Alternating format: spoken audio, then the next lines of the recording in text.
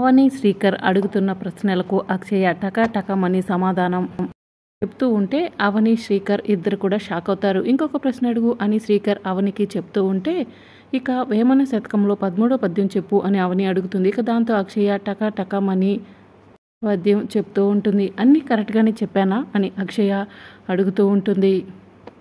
ఒక్క పొల్లు కూడా పోకుండా చాలా చక్కగా చెప్పావు. నువ్వు నిజంగా ఏకసంత్రాగ్రహివి అక్షయ అని చెప్పి అవని అక్షయ నుదుటిపై ముద్దు పెట్టుకుంటుంది. అవునమ్మా, నీలాంటి వాళ్ళు లక్షల్లో ఒకరుంటారు. అందరూ కూడా నీకు అన్యాయం చేయాలని చూసినా సరస్వతీదేవి మాత్రం నీపై కటాక్షం చూపించింది అని శ్రీకర్ చెప్తాడు. నీకు ఎలాంటి బుక్స్ కావాలన్నా మాతో చెప్పు, మేము కొనిస్తాము. ఎంత మంచి అమ్మాయివో. నీలాంటి బిడ్డను దూరం చేసుకోవడం నిజంగా నీ తల్లిదండ్రుల దురదృష్టం అని అవని చెప్తూ ఉంటే అవునమ్మా, వాళ్ళ గురించి ఆలోచిస్తుంటే చాలా బాధగా ఉంది అని చెప్పి శ్రీకర్ చెప్తాడు. ఇక మరోవైపు ప్రసాదరావు వేదవతికి ట్యాబ్లెట్స్ ఇస్తూ ఉంటాడు. వేదవతి ఆలోచిస్తూ ఉంటుంది. ఏంటి వేద ఆలోచిస్తున్నావు? ట్యాబ్లెట్స్ వేసుకో అని ప్రసాదరావు అంటూ ఉంటాడు. ఈ ట్యాబ్లెట్స్ వేసుకుని మాత్రం ఏమి ఉపయోగం లేండి. ఇలాంటి రోగం ఎందుకు వచ్చిందో, ఈ రోగం వచ్చిన దగ్గర నుంచి ట్యాబ్లెట్స్ వాడుతూనే ఉన్నాను, ఎలాంటి ఉపయోగం లేదు అని చెప్పి వేదవతి చెప్తూ ఉంటుంది. ఏదైనా రోగం వచ్చినప్పుడు ట్యాబ్లెట్స్తో పాటు నమ్మకం కూడా ఉండాలి వేద, అప్పుడే రోగం తొందరగా నయమవుతుంది. నమ్మకం ఉంటే క్యాన్సర్ను కూడా జయించవచ్చు అని ప్రసాదరావు చెప్తూ ఉంటాడు. ఎండుటాకులు పొండుటాకులు తొందరగా రాలిపోతాయి అన్నట్టు నాలాంటి వాళ్ళు కూడా తొందరగా రాలిపోవాలండి అని వేదవతి అంటుంది. నాకు ఈ రోగం ఎందుకు వచ్చిందో నేను చనిపోతానేమోనండి అని వేదవతి అంటూ ఉంటే వేద అలా మాట్లాడుకు, పైన తథాస్తు దేవతలు ఉంటారు అని ప్రసాదరావు చెప్తూ ఉంటాడు. ఎందుకో మనసుకో అలా అనిపించిందండి, అందుకే అలా మాట్లాడాను అని చెప్పి వేదవతి చెప్తూ ఉంటుంది. అంత వైరాగ్యం పనికిరాదు వేద. సూర్యచంద్రుడు ఉన్నంత వరకు ఈ ప్రపంచానికి ఎలా వెలుగుంటుందో నువ్వు ఉంటేనే ఈ కుటుంబానికి వెలుగుంటుంది వేద అని చెప్పి ప్రసాదరావు చెప్తాడు. తొందరలోనే హాస్పిటల్కి వెళ్ళి డాక్టర్ని కలుద్దాం వేద అని ప్రసాదరావు చెప్తూ ఉంటాడు. ఇక మరోవైపు శ్రీకర్ ఆఫీస్కి రెడీ అవుతూ ఉంటాడు. అవని ఇంట్లో పనులు చేసుకుంటూ ఉంటుంది. అవని ఆఫీస్కి రెడీ అవ్వట్లేదే, బహుశా సుజాత వదిన ఇంటి నుండి ఇక్కడికి వచ్చేసింది కదా, ఆఫీస్కి రాదేమో, ఎందుకైనా మంచిది అవనిని అడిగి కన్ఫామ్ చేసుకుందాం అని చెప్పి శ్రీకర్ మనసులో అనుకుంటూ ఉంటే అప్పుడే శ్రీకర్ ఫోన్ రింగ్ అవుతూ ఉంటుంది. శ్రీకర్ ఫోన్ లిఫ్ట్ చేసి చెప్పు సంజయ్ అని చెప్పి అంటూ ఉంటారు. సార్ ఈరోజు ఆఫీస్లో మీటింగ్ ఉంది, త్వరగా అటెండ్ అవ్వాలి అని చెప్తూ ఉంటాడు. సరే వస్తున్నాను అని చెప్పి శ్రీకర్ చెప్తూ ఉంటారు. ఈ రోజు నుంచి అవని ఆఫీస్కి రాదు అని శ్రీకర్ సంజయ్తో చెప్తూ ఉంటాడు. అదేంటి సార్, మేడం ఇంకా రిజైన్ లెటర్ ఇవ్వలేదు అని సంజయ్ చెప్తూ ఉంటే బహుశా ఇస్తుందేమో అని చెప్పి శ్రీకర్ చెప్తుంటాడు. అదేంటి సార్, ఆఫీస్లో అర్జెంట్ మీటింగ్ అంటే మేడం అటెండ్ అవ్వాలి, అలాంటిది ఇప్పటికిప్పుడు ఆఫీస్ మానేస్తున్నట్లు చెప్తున్నారు అని చెప్పి సంజయ్ అంటూ ఉంటే సరే సరే నేను 5 మినిట్స్లో ఆఫీస్లో ఉంటానని చెప్పి శ్రీకర్ ఫోన్ కట్ చేస్తాడు. ఇక తర్వాత కోపంగా శ్రీకర్ వైపు చూస్తూ ఉంటుంది. నేను ఆఫీస్కి రానని మీతో చెప్పానా ఏంటి అని అవని శ్రీకర్ని అడుగుతూ ఉంటుంది. ఇంతకు ముందులాగానే నువ్వు ఇంట్లో పనులు చూసుకో అవని, నేను ఆఫీస్లో వర్క్ చూసుకుంటానని శ్రీకర్ చెప్తూ ఉంటాడు. మీరు ఎక్కువ ఊహల్లోకి వెళ్ళిపోకండి. మీరు జీవితం మీ మీద, నా జీవితం నా కాళ్ళ మీద నేను నిలబడాలని అనుకుంటున్నాను. నేను ఎస్పెషలీ అక్షయ్ కోసమే ఇక్కడికి వచ్చాను. మీరు చేసిన గాయాలు ఇంకా గుండెల్లో కళ్ళల్లో కనిపిస్తూ ఉన్నాయి అని చెప్పి అవని అంటూ ఉంటుంది. ఎటు తిరిగినా అక్కడికే వస్తావు అని చెప్పి శ్రీకర్ అంటాడు. సరే ఆఫీస్కి వెళ్దాం పదండి అని చెప్పి అవని అంటుంది. సరే పద అని చెప్పి శ్రీకర్ అంటాడు. నా వెహికల్లో నేను వస్తాను, మీ వెహికల్లో మీరు రండి అని చెప్పి అవని చెప్పడంతో సరే అని చెప్పి శ్రీకర్ అంటాడు. ఇక అవని స్కూటీ దగ్గర శ్రీకర్ కారు దగ్గరికి వెళ్ళగానే శ్రీకర్ కారు తాళాలు కనిపించవు. అవని నా కారు తాళాలు కనిపించట్లేదు, ఒక్క నిమిషం ఉండు అని చెప్పి శ్రీకర్ రూమ్లోకి వెళ్ళి కారు తాళాలు వెతుకుతూ ఉంటాడు. తాళాలు కనిపించకపోవడంతో మళ్ళీ అవని దగ్గరికి వచ్చి అవని నా కారు తాళాలు కనిపించట్లేదు, నువ్వేమైనా దాచావా అని శ్రీకర్ అడుగుతూ ఉంటాడు. నాకేం పని లేదు, స్త్రీ భావతో కోతి కొమ్మచలాటలు దోపుచలాటలు ఆడటానికి నేనేం పాత అవనిని కాదు అని చెప్పి అవని చెప్తూ ఉంటుంది. అది కాదు అవని, ఆఫీస్లో మీటింగ్ ఉంది, అర్జెంటుగా అటెండ్ అవ్వాలి, నన్ను స్కూటీలో డ్రాప్ చేస్తావా అని శ్రీకర్ అడుగుతూ ఉంటాడు. ఏంటి సార్, ఒకసారి నన్ను మీ కారులో ఎక్కించుకోవడం కోసం నా స్కూటీ తాళాలు దాచిపెట్టారు, ఇప్పుడు నా స్కూటీలో రావడం కోసం కారు తాళాలు దాచిపెట్టి ఆటలాడుతున్నారా అని అవని అంటుంది. లేదు అవని, నేను చెప్తుంది నిజమో అని శ్రీకర్ చెప్తూ ఉంటాడు. అయినా సరే నేను లిఫ్ట్ ఇవ్వను అని చెప్పి అవని అంటుంది. నిన్ను ఎన్నోసార్లు ఇలాంటి సమస్యల్లో ఉంటే నా కారులో డ్రాప్ చేశాను, మీరు ఆ విషయం మర్చిపోయారా అని అవని అంటుంది. ఇదంతా దూరం నుంచి అక్షయ చూస్తూ ఉంటుంది. అవని శ్రీకర్ దగ్గరకు వస్తుంది. మేడం ఒకసారి పక్కకు రండి అని చెప్పి అక్షయ అంటుంది.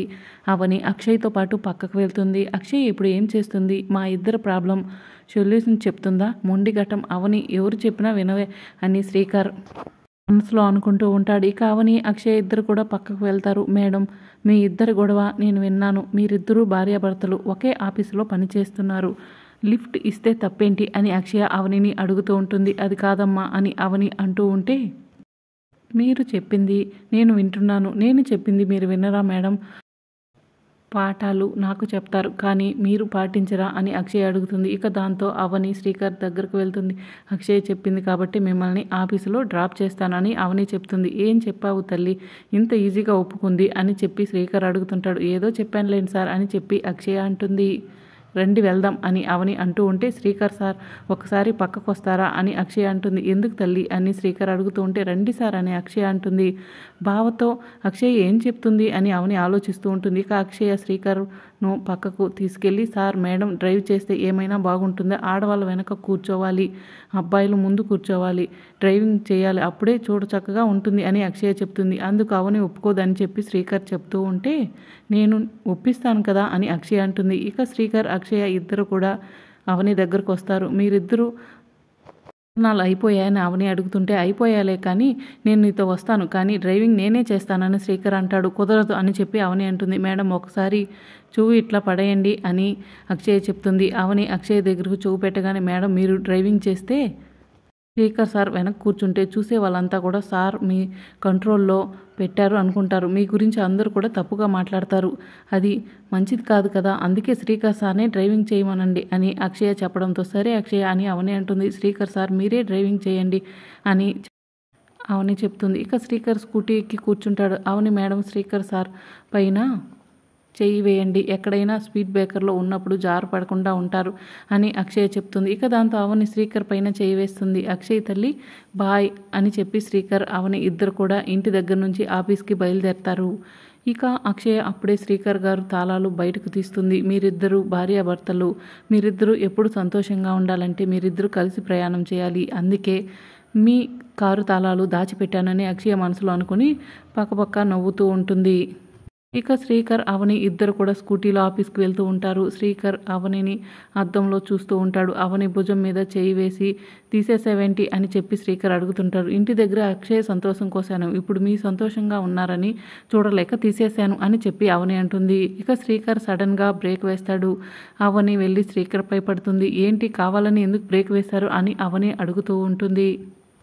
కావాలని ఎవరైనా బ్రేక్ వేస్తారా? ఇక్కడ స్పీడ్ బ్రేకర్ ఉంది అందుకే వేశాను అని చెప్పి శ్రీకర్ చెప్తుంటాడు. స్పీడ్ బ్రేకర్ ఎక్కడుంది అని అవని అంటుంది. అయ్యయ్యో ఉన్న స్పీడ్ బ్రేకర్ ఇక్కడే ఉండాలి కదా, ఎటు వెళ్ళిపోయింది అని శ్రీకర్ అంటూ ఉంటే, పిచ్చి పిచ్చి వేషాలు వేయకండి, మీరు కావాలనే ఇలా బ్రేకులు వేస్తున్నారు అని అవని చెప్తుంది. సరే అని చెప్పి శ్రీకర్ మళ్ళీ స్కూటీ డ్రైవ్ చేస్తూ ఉంటాడు. మళ్ళీ సడన్గా బ్రేక్ వేస్తాడు. మళ్ళీ ఎందుకు బ్రేక్ వేశారు, ఇక్కడ స్పీడ్ బ్రేకర్ లేదు కదా అని అవని అంటుంది. నేను ఉందని చెప్పానా ఏంటి, అదిగో మీ అక్క సుజాత వస్తుంది, సుజాత గారిని చూసి బ్రేక్ వేశాను అని చెప్పి శ్రీకర్ చెప్తాడు. ఇక అవనిని శ్రీకర్ని చూసి సుజాత చాలా సంతోషంగా దగ్గరకు వస్తుంది. ఏంటి కార్ ఏమైంది, ఇద్దరు స్కూటీలో వెళ్తున్నారని చెప్పి సుజాత అడుగుతూ ఉంటుంది. కార్ తాళాలు కనిపించలేదు వదిన, అందుకే స్కూటీలో వెళ్తున్నాం, అతను స్కూటీలో బాగా ఎంజాయ్ చేస్తుంది అని శ్రీకర్ చెప్తూ ఉంటాడు. మీరిద్దరూ ఎప్పుడు కూడా ఇలా సంతోషంగా ఉండాలని మనస్ఫూర్తిగా కోరుకుంటున్నానని సుజాత చెప్తూ ఉంటుంది. మాకు పాత రోజులు మళ్ళీ వచ్చేసాయి వదిన, మేమిద్దరం ఇప్పుడు సంతోషంగా ఉంటున్నాం అని చెప్పి శ్రీకర్ అవని భుజంపై చేతులు వేసి సుజాతకు చెప్తూ ఉంటాడు. బావా మాంసం తిన్నాం కదా అని చెప్పి బొక్కలు మెడలో వేసుకుని తిరగం, అలాగే మనం అన్యోన్యంగా ఉన్నామని తెలియడం కోసం రోడ్డుపై భుజం మీద చేయలు వేయరు బావా అని అవని చెప్తుంది. ఇక శ్రీకర్ అవని భుజాలపై చేతులు తీసేస్తాడు. ఇంట్లో పరిస్థితులన్నీ ఎలా ఉన్నాయి అని సుజాత అడుగుతూ ఉంటే, బాగానే ఉన్నాయి వదిన అని శ్రీకర్ చెప్తాడు. అక్షయ్ విషయంలో ఎలాంటి ప్రాబ్లం లేదు కదా అని సుజాత అంటూ ఉంటే, అక్షయ్ విషయంలో చిన్న చిన్న ప్రాబ్లమ్స్ ఉన్నాయి, త్వరలోనే సాల్వ్ అవుతాయని చెప్పి శ్రీకర్ చెప్తూ ఉంటారు. సరే మీరిద్దరూ ఎప్పుడు ఇలాగే సంతోషంగా ఉండాలి, నేను బయలుదేరుతాను అని చెప్పి సుజాత అక్కడి నుంచి వెళ్ళిపోతుంది. ఏంటి అక్క ముందు భుజాలపైన చేతులేసి ఓవర్ యాక్షన్ చేస్తున్నావు అని చెప్పి అవని శ్రీకర్ని గిల్లి అడుగుతూ ఉంటుంది. మనమిద్దరం సంతోషంగా ఉండాలని చూసే వాళ్ళలో మొదటి వ్యక్తి మీ అక్క మనిద్దరిని అన్యోన్యంగా ఉండాలనుకోవాలం అనేశారు. అలా చేశాను అని చెప్పి శ్రీకర్ చెప్తూ ఉంటాడు. ఆహా, చాలా బాగా చెప్పారండి, కానీ పదండి వెళ్దాం అని చెప్పి అవని అంటుంది. ఇక శ్రీకర్ అవని ఇద్దరు కూడా ఆఫీస్కి బయలుదేరతారు. ఇక మరోవైపు వేదవతి మెడిసిన్ బాక్స్ కోసం వెతుకుతూ ఉంటుంది. అప్పుడే అక్షయ వేదవతి దగ్గరికి వెళ్తూ నిల్చుంటుంది. ఏం కావాలి, నా దగ్గరకు వచ్చి ఎందుకు నిల్చున్నావు అని వేదవతి అడుగుతూ ఉంటుంది. అమ్మగారు, మీరు దేనికోసమో వెతుకుతున్నారు కదా, అదేంటో చెప్తే నేను తీసుకొచ్చి పెడతానని చెప్పి అక్షయ్ చెప్తుంది. ఎందుకు, శౌర్య నిన్ను ఇంట్లో పని మనిషిగా పరిచయం చేసింది కదా, అందుకే అలా మాట్లాడుతున్నావా అని వేదవతి అడుగుతూ ఉంటుంది. నేను అలాంటి మాటలు అస్సలు మనసులో పెట్టుకోను అమ్మగారు. పైగా నేను తాతయ్య వాళ్ళ ఇంట్లో ఉన్నప్పుడు ఆ పనులు ఈ పనులు చేసేదాన్ని. ఇప్పుడు ఖాళీగా కూర్చోవడం నాకు ఇష్టం లేదు. అలాగే మీ ఇంట్లో ఆశ్రయం పొందుతున్నాను. ఖాళీగా కూర్చుని భోజనం చేయడం నా మనసు ఒప్పుకోవట్లేదు. అందుకే ఏదో ఒక పని చేస్తే అని చెప్పి అక్షయ్ చెప్తూ ఉంటే, సరే అయితే నా రూమ్లో మెడిసిన్ బాక్స్ ఉంది, చూసి తీసుకుని రా, అర్జెంటుగా ట్యాబ్లెట్స్ వేసుకోవాలని వేదవతి చెప్తుంటుంది. సరే అమ్మగారు అని చెప్పి అక్షయ్ అక్కడి నుంచి వెళ్ళిపోతుంది. ఇక ఇదంతా కూడా శౌర్య దూరం నుంచి చూస్తూ ఉంటుంది. శౌర్య కూడా అక్షయ్ వెనకే అక్కడికి వెళ్ళిపోతుంది. ఇక వేదవతి మాత్రం అక్షయ మాట తీరు పద్ధతి చూస్తుంటే మంచి అమ్మాయిలా అనిపిస్తుంది. మరి నన్ను ఎందుకు 2 సార్లు ఇబ్బంది పెట్టింది, నా ముందు మంచి అనిపించుకోవడం కోసం నటిస్తుందా ఏంటి? ఏదైనా సరే, ఈ అక్షయ అవని అనవసరంగా తీసుకొచ్చి నెత్తిన పెట్టుకుంది అని వేదవతి మనసులో అనుకుంటూ ఉంటుంది. మరోవైపు కృష్ణబాబు నిహారిక దగ్గర వెళ్ళి నిహారిక వెనక నుంచి హగ్ చేసుకుంటాడు. ఈ మధ్య మన ఇద్దరి మధ్య ముద్దు ముచ్చట లేకుండా పోయింది, ఎప్పుడూ గొడవలే అని చెప్పి కృష్ణబాబు అంటూ ఉంటే అప్పుడే శౌర్య నిహారిక కృష్ణబాబు దగ్గరకు వెళ్తుంది. అక్షయ గ్రాని దగ్గర అవ్వాలని చెప్పేసి ఆ పనులు ఈ పనులు చేస్తుంది అని చెప్పి శౌర్య చెప్తూ ఉంటుంది. ఏ పని చేస్తుంది అక్షయ అని చెప్పి నిహారిక అడుగుతూ ఉంటుంది. గ్రాని మెడిసిన్స్ బాక్స్ తీసుకురావడానికి వెళ్ళింది అని శౌర్య చెప్తూ ఉంటుంది. మరి రాబోయే ఎపిసోడ్లో ఏం జరుగుతుందో తెలుసుకోవాలనుకుంటున్నారా? అయితే ఛానల్ని సబ్స్క్రైబ్ చేసుకోండి.